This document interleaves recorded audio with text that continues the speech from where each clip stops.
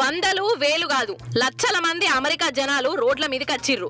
ప్లకార్డులు పట్టుకొని ట్రంప్ మాకొద్దు అని అనుకుంటా ఇగో ఇట్లా నినాదాలు చేస్తాండ్రు. ట్రంప్ సారు వారు ప్రెసిడెంట్ అయినాక అమెరికానంతా ఆగమాగం జగన్నాథం చేస్తున్నాడటనొల్లా.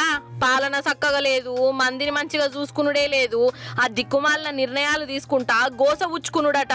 అందుకే ఇగో అమెరికాలో ఉన్న అన్ని రాష్ట్రాలల్లా జనం బయటికి వచ్చి ఇగో ఇట్లా నిరసన చేసిర్రు. ఆగ చూడవు అబ్బరే బిడ్డ, అసలు అమెరికా చరిత్రలనే పెద్ద నిరసనట. చూసినవా మోదీ సార్ వారి జాన్ జిగ్రీ దోస్తు ట్రంప్ వారి పాలన మీద అమెరికా జనము ఎట్లా కోపం మీద ఉన్నారో.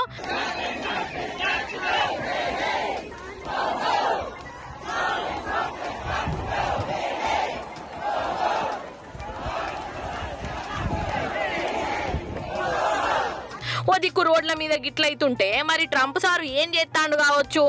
భయపడుతున్నాడా? ఏదైనా గరం గరం మీటింగులు పెడుతున్నాడా అని అనుకునేరు. అట్లా పెడితే ఆయన ట్రంప్ ఎందుకు అవుతాడు? ఇగో చక్కగా గోల్ఫ్ ఆట ఆడుకుంటున్నాడు లో. అరే అవ్వంటే వెనకట కదా రోంపట్నం తగలబడుతుంటే అక్కడ చక్రవర్తి ఫిడేలు వాయించుకుంటున్నాడు కదా.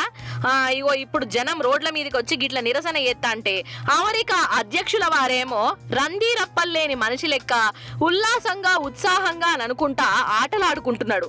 ఇక జనాలకు ఇంకా కోపం రాదా మరి చెప్పుండ్రి.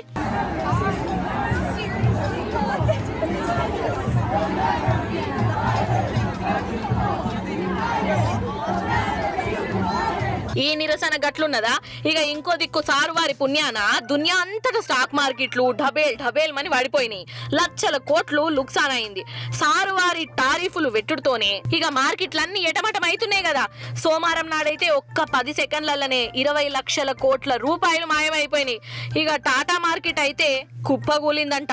నిజంగా ఈ నిరసనలు ఈ మార్కెట్లు కుప్పగూలిపోవుడు చూస్తా అంటే మన తెలంగాణ శాస్త్రము ఒకటి యాదికత్తాందుల్లో చెప్పాలనా?